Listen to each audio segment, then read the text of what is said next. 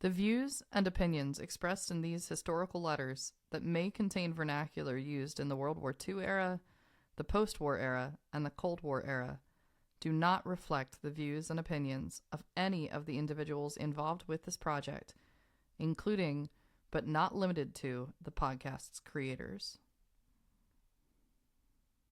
Good morning, Jamie. Good morning, Allison. How are we doing this morning? We're good. We got coffee. We do have coffee, and actually, I wanted to show you this. I was on eBay, and I'm always looking for things in relation to various history items, NAS Atumwa. And if people are wondering, this is really the only way that you catch these things on eBay is if, like, consistently you look to all the newly listed items. And out of the blue came this little coffee mug that was made in Brazil, and I think it is period to the time. And it is one of the coffee mugs from NAS Atumwa. And this is actually their logo with the little wings there and the anchors. I think it's supposed to be, the anchors below. So I haven't seen one like this before. I know this is absolutely their logo because it's on some of the letterhead that I have from some of the letters. I do hope NAS Atumwa decides to maybe, I don't know, reproduce the mug. It has to be the older style, right? Because it's got the little handle. The only thing is I'm left-handed, so this is no fun. So oh, you are. Yeah. Wasn't designed for left-handed coffee drinkers. But it's a really nice little mug. So as long as we use it at Atumwa, I figure should definitely use this coffee mug, and I hope they reproduce it.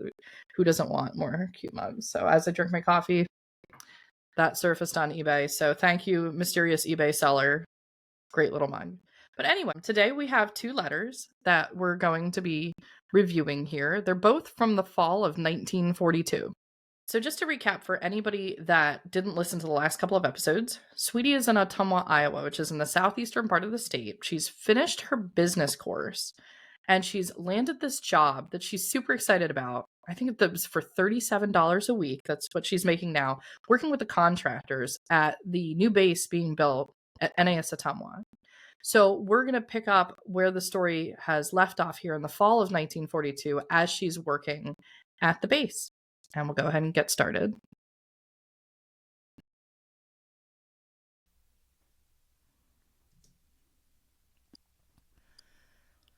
November 13th, 1942.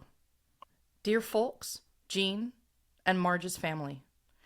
I've been meaning to write for so long that it has almost become a good intention alone, and nothing else. As you know by now, I went to Iowa City on Saturday, November 6th, it was the 7th, to visit Jean.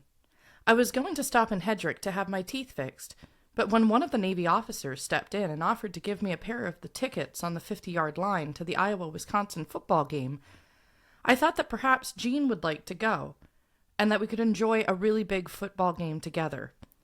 Unfortunately, she had to be on duty at that time, so she called Bob Kunkel's sister Pat, and she went with me. It proved to be a lot of fun, more than I had really expected, and I did enjoy a real football game. Perhaps more than the game, I liked the marching bands and the formations and stuff. I went with Jean to eat at the nurses' cafeteria, and then went up on the ward with her to wait until she was off duty at 7 o'clock.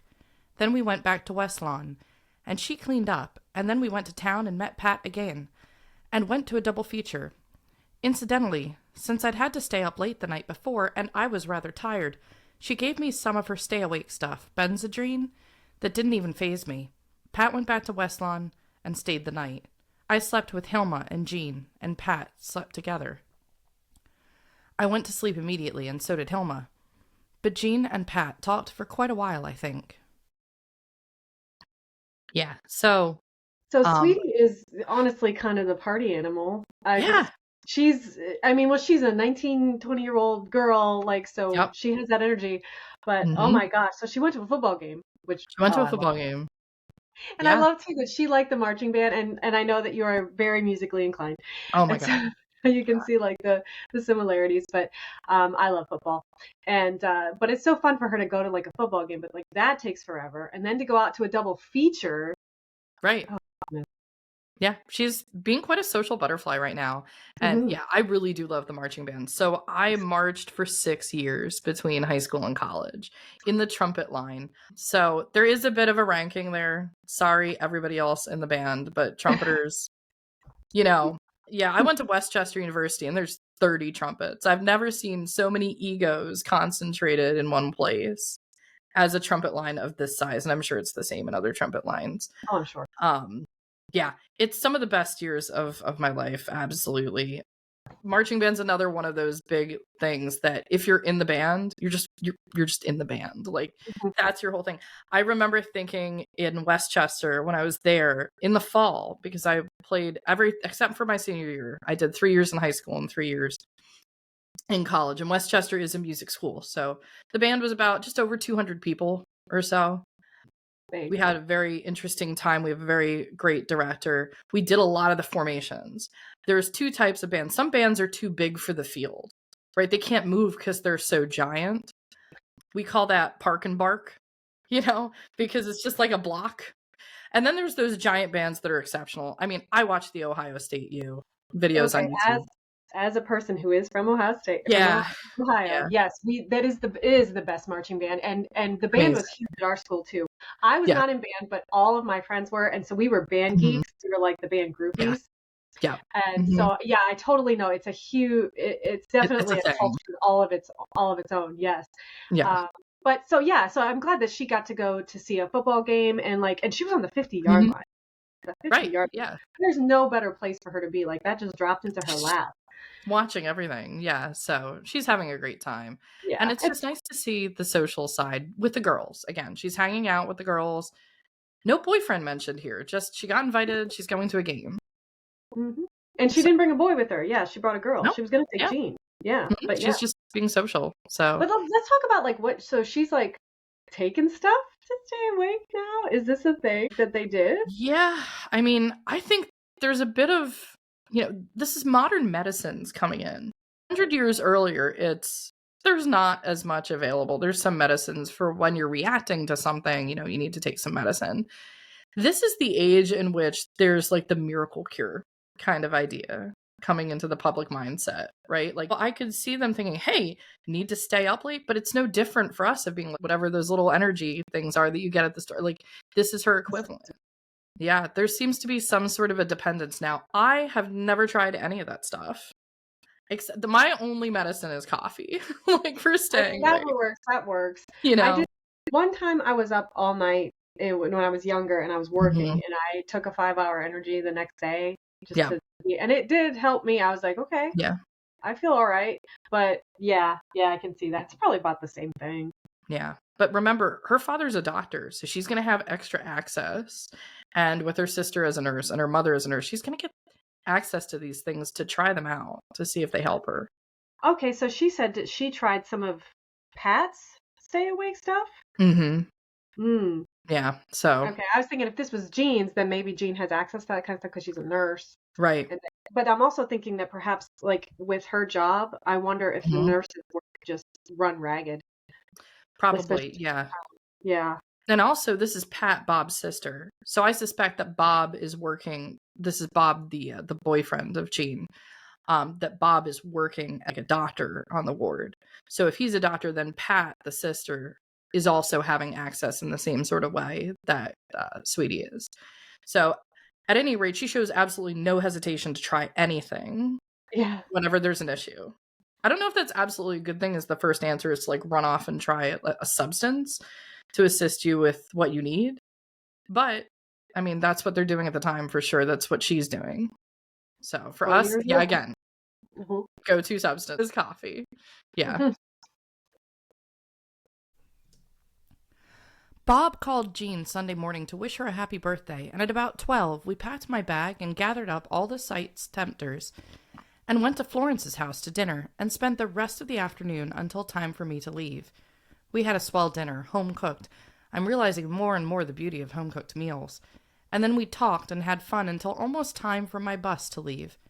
Florence insisted on getting us a lunch before we left. It was practically a meal, and then we had to beat it down to the station to meet my bus. I'm sure glad we got there in time for me to get a seat, for there were lots of people had to stand.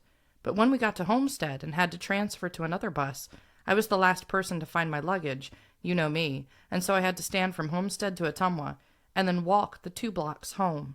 I was pretty tired, but I went right to bed at 10:30, and when it came time for me to go to work the next morning, I was ready to go, and I really had a nice time. Thanks again, Jean. She had quite a bit of time left when I left her.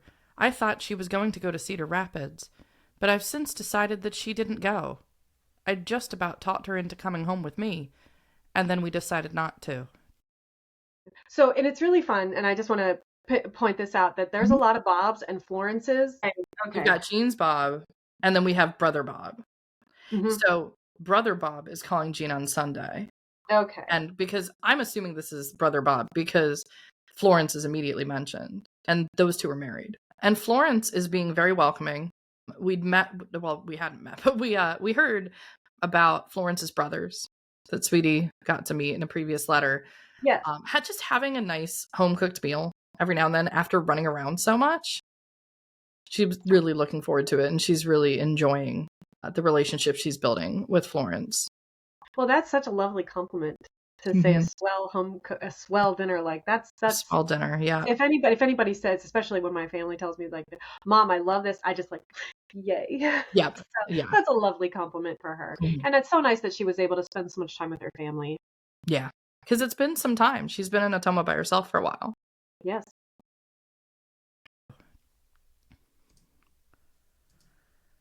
I've been feeling better the last few days, better in the sense that my feet do not swell at night.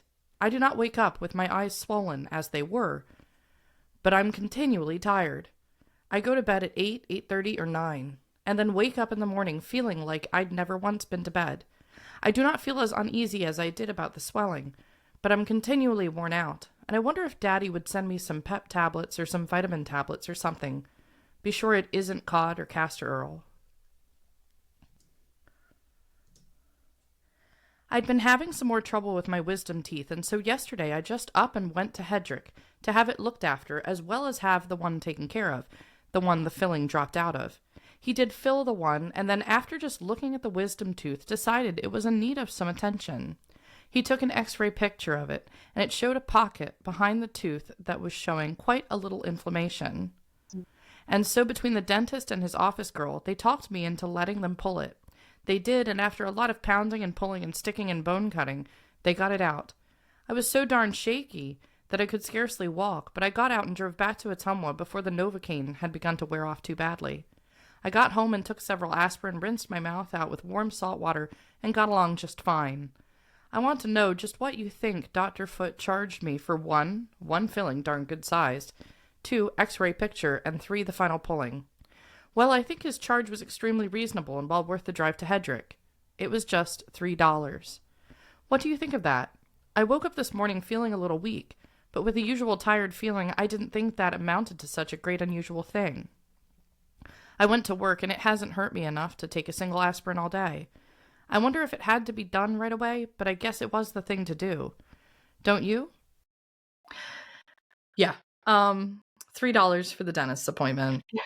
Yes. More things to add to our ledger of what things cost back in the 1940s. And doesn't it seem like $3 is pretty standard for a lot of things? They're like, Yeah. how much does that cost? I don't know, $3. Yep. It's like, there you go. I mean, the watch being fixed was $3.50. Mm-hmm. So the dentist appointment is equivalent to the watch repair, which is interesting. They did an x-ray. They did an x-ray, yeah. They did an x-ray, and they pulled her tooth, and it was $3. Yep, and the filling. And the filling, oh gosh. And the filling, yeah. But I'm surprised that, because I had all mine taken out at the same time. Now, my husband had one of his taken out, and so I know that, like, that is definitely not as bad as all of them. But can we just, like, she drove? Yeah. Yep, after the Novocaine. Yeah. Yeah, she right drove. Before it wore off. No, yeah. Before the Novocaine wore off. Right. Well, like, so she was still had Novocaine. I mean, I'm assuming that they gave her in her system, yeah. Some anesthesia, like localized. And I mean, she obviously was probably awake. I was knocked out when I had my wisdom teeth taken out. Yeah. So, and then I also had a number of medications because I was developing an infection, which she obviously was developing an infection before they took the tooth out. Yeah. But I can't believe that she drove home. Yep. She's by herself. She just, I'm going to go get this done. I'm going to get all these 3 things done. I'm going to pay my $3. Then I'm going to drive home. I mean, she must have borrowed somebody's car. I mean, she doesn't have her own. Yeah, she doesn't have her own car. I'm sure the Corey's probably. It's probably the Corey's. Yeah. Immediate. But, Yeah. Mm-hmm. but so she was able to go to the dentist, Mm-hmm. get something taken care of, Yep. and she said, it was probably a good thing that she did get it done Mm-hmm. when she Yeah. did. But so I'm gonna have to tell her, yes, I think that probably was the right thing for you to do, Yeah. lady. Just get it done. Yeah. We got a letter from Marie Kilpatrick the other day saying that she was inviting herself down for this weekend, and we were all hepped up about it. It has been so long since we've seen her that it would be a lot of fun. But last night she called and said that the Empyrean sorority and the AKs and the Zeta fraternities had gone en masse down to Wesleyan at Mount Pleasant and had broken into all the dormitories at about 1 o'clock and had waked everybody up, and so the whole darn place is campused until Thanksgiving. And then she is going to come down on Wednesday and stay until Sunday night. I shall be very glad to have her come. I gathered from a letter that Daddy wrote that Frank is planning a flying trip home again the latter part of this month. That will be very nice. Unfortunately, I shall not have any vacation for Thanksgiving, and I shall not have any vacation at Christmas time unless Lieutenant Wilson takes it upon himself to give us one day. And I just doubt if he will be able to stop work that long, as we are rushing against everything to get this job done in a hurry. I haven't yet gotten into civil service. However, the secretary was out here, and we talked about taking exams. I think that they will arrange for me to take an unassembled examination that will be presented by the officers out here. It will not be in the stenographic division, but it will be in the executive line, and I will probably get to be an executive assistant with a CAF 3 rating, that with overtime will probably net me about $40 or $45 per week. And that ain't hay. Yes, it is true that it is not definite, and I may be horribly disappointed. But you know, these naval officers can pull a lot of strings if they care to do so, and I'm hoping these out here will. They kind of like me, and well, I have hopes. So, Sweetie is working with the contractors at NAS Ottumwa, but she wants to be working directly with the Department of the Navy through the civil service exam. So she's setting up taking this again. And if she does, she goes from her $37 a week to $40 to $45 a week, which is really going to go a long way if the dentist appointment was $3. Yeah. And I'm Yeah. thinking that, oh, great. Now with this raise, she can get the other wisdom teeth taken out if she needs to. Yeah. But she's not getting any vacation.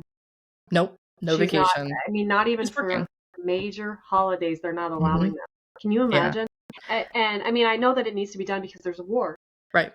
The war going Mm-hmm. on, and so they need to get this stuff done, and they're against, they're playing a long game here, but that's really sad, like that Yeah. she didn't get any vacation. And it's so also it's kind of funny. So what happened with her friend was that the fraternities and sororities went and woke everybody up, and then what did they do? They locked the campus down as a Yeah. punishment because that's That's what what it it feels sounds like they like. did. So they're Yep. like, okay, Mm-hmm. well now you guys I apparently can't act like adults, so now you guys all Canceled. Yep. Mhm. Yep, messed up everyone's plans. At least she got to spend time at the football game and had a nice outing before Thanksgiving came up. Mhm. So she might not get home for the holidays this season, but she did have some time away. She got to see Jean, and she got to hang out and have a fun time. Mhm. And her friend will come visit, and then that will be very nice for her to have Yeah. somebody come visit because right now currently she is still living with She's still living with Lucille. Lucille. Okay, that's Yep, what I they're thought. still boarding. So they're still boarding together. So that'd be very nice for her to have somebody come. And so it says here that it's not in the stenographic division, so that's maybe where she's Right. wanting to go. And Yeah. then also she said in a previous letter that if she was to take the civil service exam, she'd have to go all the way to Washington. Right. And it sounds like now they're going to authorize her taking it at the base out And there. it sounds like So, it would be an exception. There'd be yeah. something special they're doing for her. Mm-hmm. Getting all this special treatment. She's getting to meet the right people. You know, she's got the right connections. How much that can mean at a job. It's not like every job you go into that you know people. When I started the full-time job that I work at, which is over 13 years ago, I can't believe it's been that long. I didn't know anybody there. But you slowly learn to meet certain people along the way that can help you. It's better to not burn bridges, right? In life than otherwise. It's just not worth it to get into arguments with other people because you never know who other people know and what all the conversations are going to be. So word of advice to, I guess, Gen Z and Gen Alpha, I guess Alpha is following Z and all the rest. Yeah. Don't burn bridges. There's really no need to do so. And in this case, she's actually been building relationships with people, with the Coreys, who seem to be doing very well, with this Lieutenant Wilson. And now she's in a position where she can leverage some of that to try to say, hey, look, I just want to take the civil service exam because I'm really useful to you and get into this position that I need to do. So it seems that it's going well. She isn't saying it's guaranteed on her part. Nothing is ever guaranteed, but it's worthwhile to build meaningful relationships with people. Oh, so absolutely. we're seeing that here.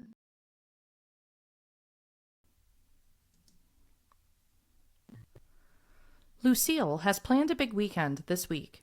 She is going out home tomorrow night, taking her boyfriend with her to go to the junior class play, and then the boyfriend will stay the night, and they will get up real early Sunday morning and go up past Ames a ways to go pheasant hunting. They'll not be back until late Sunday night, and then she has to get up and go to work real early in the morning, so I doubt if I'll see her any more until the middle of next week. It's a pity. It's a pity. No, Mom, the blue dress is not yet wearable. It is still too big at the waist, and it is still too long-waisted. If you'd just taken it up a little more, it would be all right. I wonder if sending it home to you, and if you'd take it up in just the same way a little more, it would be okay. Suppose you write me and tell me what to do about it. I could probably take it downtown and have it done, if you don't want to do it. I have the wool blanket and the bedspread that I've been trying to get sent for so long. I shall do it this weekend if it is at all possible. I've lost still more weight, hallelujah. I hope I can keep on with the same steady loss. Now, Sweetie, in the course of many of these letters, is going to be very fixated on her weight and on losing weight. So she's always happy and excited when she's able to lose weight. And this is going to come up in future letters, but we're talking about earlier in this letter, you know, the miracle drugs, right, coming in. This is also going to be the time where we're seeing a lot of diet pills, diet medications, and things like that. She is also going to be looking into those sorts of solutions to assist her in this as well, as a lot of women did at the time. And I'm not saying it's exclusively women, but there does seem to be a big marketing push to the women for such things. So that's going to come up a lot. And we were talking in a couple episodes before about alterations, you know, with the dresses. So still some alteration work to be done, it would seem. And it's so her mother, I think we see a little bit of the relationship that Sweetie has with her mother. Mm-hmm. And it seems to be a little bit there's that, what is the word I'm looking for? It's little tension. A little bit of tension, friction, but a little bit of like, Mom. Right, one of those. Yeah. You know, like, Mom, it's not wearable yet. You didn't do it right. Yeah. But I think she's getting to that point where she's becoming not so much a child, but a woman. Right. And, I mean, she's obviously has those responsibilities, but she's also, and I've seen this in other women that I've met who are like of this age. They, even if you're mature, right, and you're smart and you're intelligent, you're a person who's clever, you still haven't had that life experience, and so you still have those immature tendencies, like, and you still will. And I even at my age will revert back to a 15-year-old girl whenever I go home, and get with my sisters and my brother. Right. And so she's still going to have that kind of, like, you know, she's still her mom's child. But I do love too that so her mom obviously took in this dress for her. Yeah. And didn't do a good enough job. Probably wasn't used to the weight. You know, probably wasn't familiar with where she's at now, because, you know, she hasn't seen her. But also she's like, we can send this out as well. Yeah. I'm at that point now where I can afford to do this. I have a choice. I can pay somebody to do this because I'm making the money. So, I mean, she's got to be so proud of herself even then.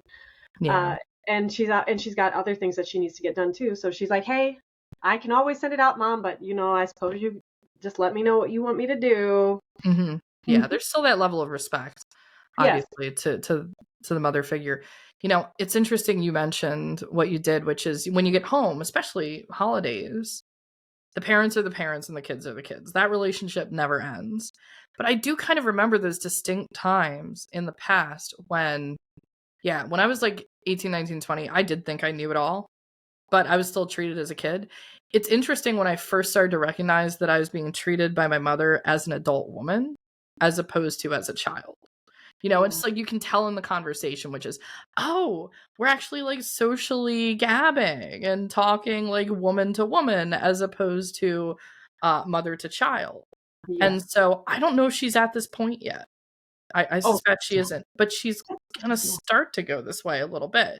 And one of her first steps is, I can take care of this myself. So, yeah.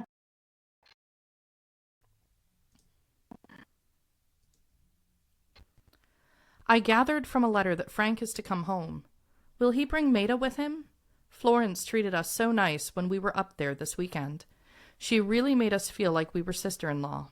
Frank's Maida will have to go some to measure up to Florence. Incidentally, Florence said she couldn't get up to Florence. Florence said she couldn't get any spices of any kind, so I just bought her some, and I'm going to send it to her and ask her what she would like to have me get for her, 'cause I think that I still can get those things here in Ottumwa. I certainly will ask her for a picture of her and Bob. If she doesn't send me one, do you think you could send me one of them? I've talked so much about Bob while we've been working that the people around here almost know him, and I'd like to show him off.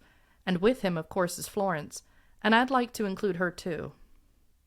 Yeah, and Florence is beautiful. We have that lovely picture we saw many episodes ago. Florence just has this wonderful, wonderful look about her. She just looks very positive and very bright, like a cheery person you'd want to get to know. yeah. And Bob is a good-looking guy. So yeah, she wants to show them off and say, hey, here's my brother, he's in the service, here's his beautiful bride, and isn't she wonderful? So I totally get this. And I see she still has some reservations about Maida. Yeah, she definitely still has reservations about Maida.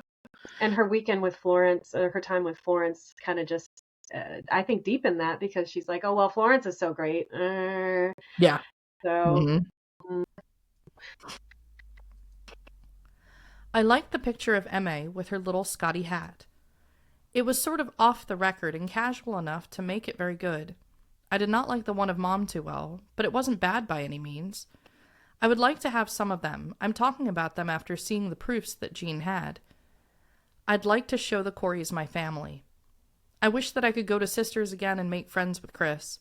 I had a hard time getting him to even smile for me. She wrote, Sister did, me just a short time after I got home, and then we've lost track again. Mostly my fault, because it was my turn to write again.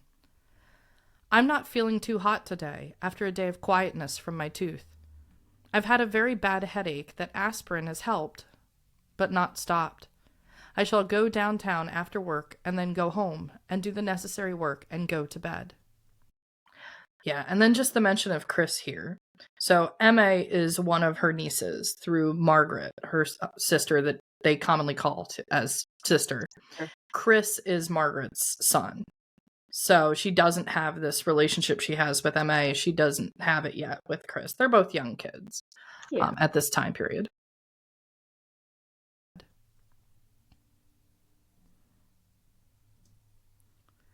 The YWCA is sponsoring a series of dances for the Blue Jackets that I want to go to.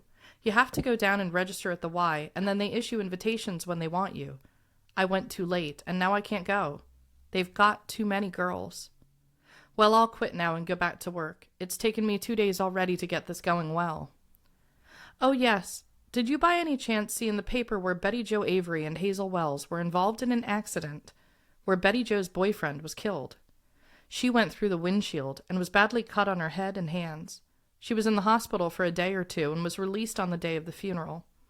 They say that she'll probably be badly scarred about her head.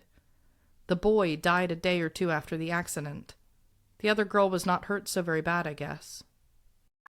Yeah, and then she's getting this story from someone she knows about this horrible car accident that happened in 42. And I was able to find the article about this accident. It's coming from the Quad City Times. So just as a reference for people that are unfamiliar with the region, only the people probably in the Midwest are more familiar with this, but the Quad Cities refers to a group of 4 cities, 2 on each side of the Mississippi River in eastern Iowa, western Illinois. So the 2 in Iowa are going to be Davenport and Bettendorf. And then on the other side, on the Illinois side of the river, is going to be Rock Island, Moline, and East Moline. And Moline is very, very well known because that is the headquarters for John Deere. So for any of the John Deere fans out there, you should probably travel out to this area of Illinois, but definitely go across the river into Davenport. Davenport is the home of Bix Beiderbecke, the famous jazz trumpeter, and they have a Bix festival. So interesting area, but that's where this article is coming from. This article appeared in the Quad City Times on Sunday, November 8th, 1942. And the article reads, Fairfield youth fatally hurt in motor accident. The victim was named Larry Coughlin. He was 18. And it does mention Hazel Wells and also Betty Jo Avery. Betty Jo is not given, an age of her is not given, but Hazel Wells was 16 at the time. And it mentions that the latter, Betty Jo, as she notes, was in an Ottumwa hospital, and the former was in another hospital, and the trio were returning from Ottumwa when the accident happened. So that's sort of more of the context of what's going on here. Unfortunately, these are teenagers, and it's going to hit her very hard, of course, because she's 19. She's just about to turn 20, but I mean, this is completely in her age range. Mm-hmm. I got a real nice box of Christmas cards. I only wish they had my name on them, but I guess it is a small thing to worry about. I had a letter from David Chase, not so long ago. I started to write to him right soon, and then I let it go. And the letter is still unfinished and in my desk drawer. Okay, so, sweetie. He's really trying. And if I was, could talk to her and be like, honey, listen. Just, okay. Yeah. You gotta write him back. Yeah. You gotta let this man know where you sit. Yeah. Stop I leading him on. I don't know if she has, right. Well, she always has trouble getting him a letter anyway. Mm-hmm. So, yeah. Poor David. Yeah. I feel also kind of take the hint here. Maybe take the hint. I don't know. Yeah, maybe she's waiting for him to take the hint and he just doesn't. Like, that's it. This has been going on for a year now. I mean, it was in January that he sent a proposal by mail to her. She didn't respond to it. It's unclear. Then she was dating this other guy, Don. That's been broken off by the summer. Now she's working all the time, which I can understand. Work, and relationships is tough to balance, especially when she's new into the work scene. And then you get a letter from David again. And David had actually sought her out in Ottumwa because he'd messaged the school to try to find her. He was pursuing. He's been pursuing her. Yeah. This is the equivalent of stalking her Facebook and Instagram today. Yeah, it's now November. It's been 11 months. Sweetie, just tell him no. Or is she, that's the thing, is she thinking, maybe once I'm settled, maybe I'll get it going again with David? I don't know, but this is feeling excessive at this point.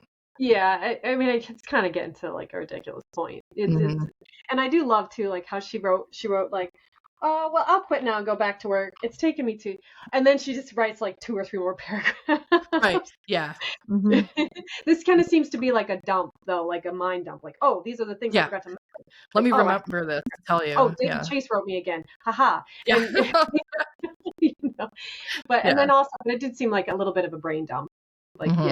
Her letter, a little PP, PS, PP. Yeah, she's adding the last little bits. I needed to tell you about this thing that happened before I get this in the mail. Yeah. I haven't heard from Steve because I haven't written to him. I haven't heard from Bernadine since she went to Wichita. But I did hear from Pauline Coop the other day, and I guess I should write to her soon. Maybe I will. Well, I've got to go now, so I guess I gotta quit. You have some letters from Frank there that I wish you'd send on to me, and any news from Bob should be almost broadcasted. Write soon, everybody. Love, Sweetie. Yeah, she just loves her family. She loves her family, and she's so proud of Bob. Mm-hmm. And Bob, the reason that they're saying, please broadcast any news coming from Bob, is because Bob at this point is overseas. He's in the Pacific Theater. We're going to hear more about this from Chester in a moment as to where her brothers are. But there's a lot going on in the Pacific Theater right now at the end of 1942. And what's coming right about the time of this letter, even though this isn't going to come up in Chester's, just to give some context as to what's going on, there is going to be some major action in Guadalcanal, which is to the east of Australia. It's in the Solomon Islands. So there's going to be a lot of naval and other forces of the military, other branches, action going on in Guadalcanal. They're trying to get the Japanese out of this area. This is coming just a few days after this letter is being written, and it's going to be before Chester's letter occurs. But the activity in this Pacific theater at this point of the war is going to be some of the most major activity in the Pacific until another year and a half after. So this is a very heightened area. So when she's saying broadcast anything you hear from Bob, it's because Bob's out there at this point. Man. Yeah. Yeah, but and I noticed too that she's we understand, like, how things turn out, but like especially when you're reading these letters, it just definitely feels very, very personable. It feels very, very near.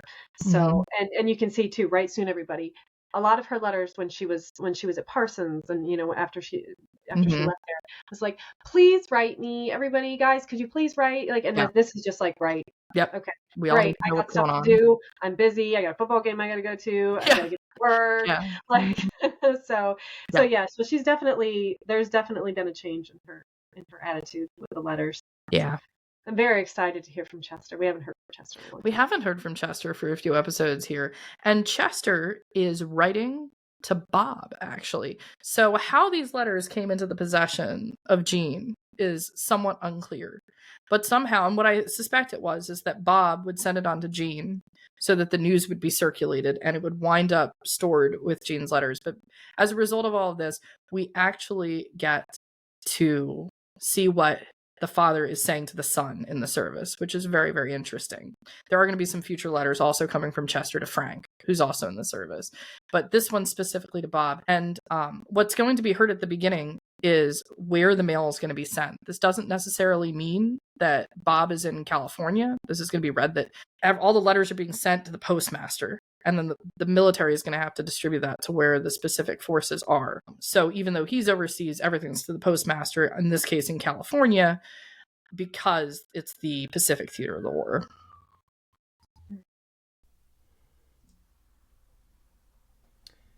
Ensign Robert C. Demaree, VP 23, care of Postmaster, San Francisco, California.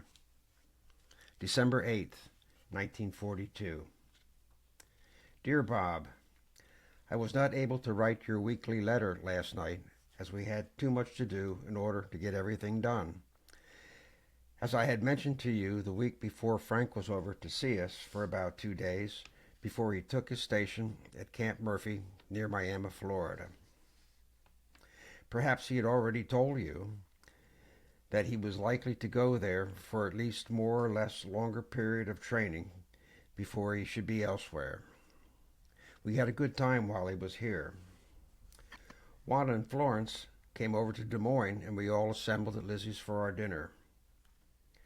Frank took a medical examination for the reinstatement of a $2,000 lapsed life insurance policy. It'll be free of military restrictions and will help make up a good block of insurance after he is through with the war. This will make a total of $13,000 with his government insurance. I think it will be all the insurance that he will need for some time to come. He left for Chicago and arrived at Florida about the afternoon of Saturday, December 5th. I wish we were going there for the winter, as the next day after he left we had about 4 inches of snow and has been much colder since, about 10 below zero. So when they're flying, this is all military stuff. I mean, he's definitely going military, Yeah, definitely. Yeah. But $2,000. Yeah. $2,000 for the life insurance policy. That's a lot of wisdom teeth and water. Yeah, that's a lot of wisdom teeth. Yeah, 100%. Yeah. What I like here is also that we have Chester telling Bob where Frank is. Yeah. Because Frank doesn't have easy access to information. Nobody really does. But he's basically updating Bob. And because you can imagine, Bob's probably thinking, hey, I wonder if my brother's going to wind up in the Pacific theater over here. Don't worry, Bob.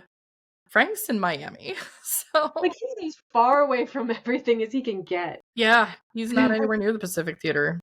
Yeah. So Well, I mean, yeah. I mean, obviously there's, the Europe, being in mhm. Europe, but he's really far away from where a lot of the action is going right now. Yeah, And man, I can't imagine 10 degrees, but I mean, in Iowa too, Iowa. Yeah, the winters, I'm sure, more brutal than they are here in Pennsylvania. they are. But Yeah. yeah, those dreams of Miami. So Juan and Florence. Yeah. Is I this don't know who another? Juan is. Okay. But Florence, yeah, again, Florence is being very active with the family. And that's what Hmm. I really appreciate here. She's having Sweetie over for dinner, Jean's visiting, she's hanging out with Chester and Laura. So there's a Hmm. really positive relationship building here in Bob's absence, which is nice. That's really nice for Florence that she can Yeah. have his family there. Yeah. Hmm.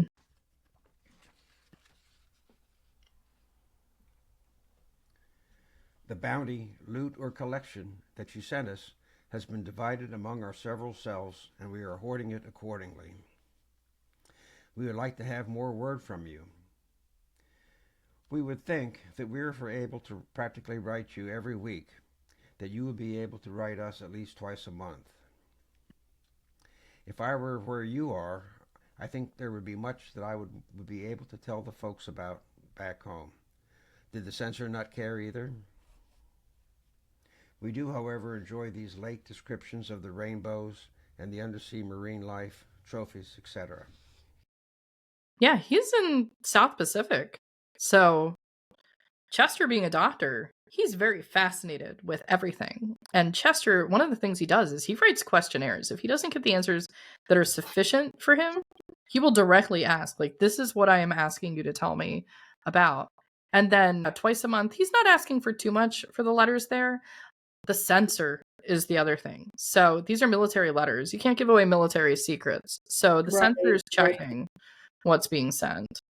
Hmm. And I do think that there is a little bit of a tone there though, and he's like, I think if we can write you every week, you can. Yeah, you could tell us what's going on a little more. And I'm like, Mhm. Chester, sir, Mr. Mhm. Dr. Demaree, Yeah. he's in the war, like, so Mhm. Yeah. give him a little bit of slack. Yeah.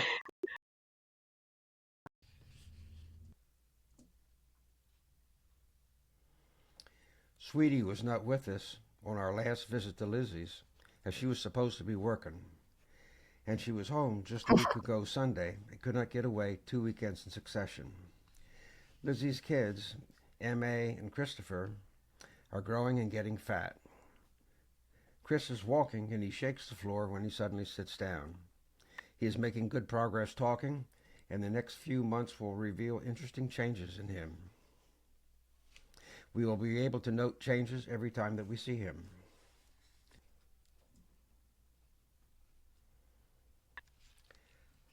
Last Friday morning early, when we were going to make an OB case, I was traveling pretty far downhill.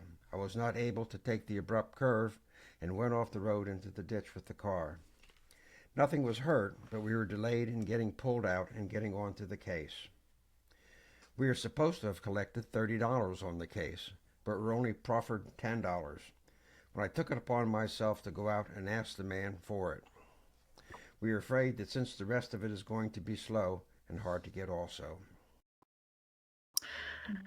I know what he'd written in other letters, that there's a lot of people around town that they know he's going to get stuck going up the hill, and they're going to have to tow him out and get him to his location. Now he's winding up in the ditch. Yeah, Maybe it has something to do with user error. it could be. Yeah. It's not the car. It's the Yeah. doctor. Mhm. And too, like I want to point out, and because I always get confused, Mhm. sister equals Margaret Right. equals Lizzie because it's Yeah. Margaret Margaret Elizabeth. Elizabeth. Yeah. So this is the oldest sister. Hmm. And so they all refer to her in like, and I love all the little nicknames that everybody has. Yeah. Because it's Sweetie Hmm. and Kay. Yeah. So they all have their own little nicknames for each other, which Right. is cute. I mean, I also like my sister, I call her by her middle name. I call her first and middle name. That's how I Okay. refer to us, and nobody else refers to her that way. So they have their little names for each other, which sometimes I'd like to keep, especially for our viewers too. I'd Oh like to yeah. try to keep things straight. For the reminder. Yeah. This also kind of makes me sad when I read Mm-hmm. this for the first time, because I was like, well, it's an OB case, so obviously the woman's pregnant. Mm-hmm. And they're going out there, and they were supposed to get 30, but they only had $10 to offer the doctor. Yeah. It's And it's like, wartime. He gets a, Hippocratic oath. He's going to do his job, but he's a bit concerned. Like, are they going to make ends meet if they're not getting what they're supposed to be getting for the services rendered? This is true. And then I'm also, like, the poor father who's got a wife to take care of, who's going to be having his baby, and he can't afford to pay for the doctor. Yeah. These have to be demoralizing things. Mm-hmm. Yeah.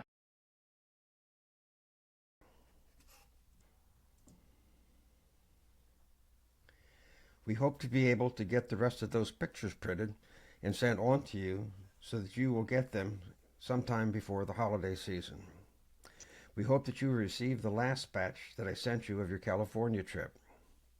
I do not take any of Frank this time as I wanted to. Since the snow, I have been tempted to get into the old Ford and drive out where the snow is on the trees to the best effect and spend half a day making pictures to my heart's content. You have not said anything about the photographic possibilities out where you are now. Are the little natives photogenic, or are they allergic to the little black box? He's also requesting that Bob take photos while he's out there. And so what seems to be happening here is Bob is taking photos, and the film is being sent to his dad, who has the equipment to be able to produce them, right? And then he sends the completed prints back. Neat. So he's hoping, that Bob is going to take imagery from what's coming out in the theater in the Pacific. Mama is pulling some hairs out of the rim of my ear. One she removed was so prehistoric that I had to stop and muse over it, somewhat as Jeff does when you scratch his back for the fleas roost. There are some as coarse as those coconut fibers on the sniper's jacket you sent. I've been deviling Jeff so much that he seems to be developing an inferiority complex. I think that if I keep it up, he will become frustrated. We think that the Pacific conflict has netted us much during the past year. It seems the U.S. has been striking hard at the Japs, and if they keep after it during the second year, as they have done during 1942, we'll have them beat. Keep after them. Love, Papa. Yeah, and then a couple of things here. So just for our listeners that didn't listen to a previous episode, to be very clear here, Jeff is a dog. Yes. So I think that's important to note. Like, what about these fleas on someone's back? Jeff is a dog. Go to www.lovesweetiepodcast.com to the collections in there, and you'll find the photo of Chester and Jeff. And then the other thing here is earlier in the letter, trophies were being mentioned. Now, I have yet to hear about the sniper jacket that he's talking about. That would be really amazing to come across in the collections. Have not come across that.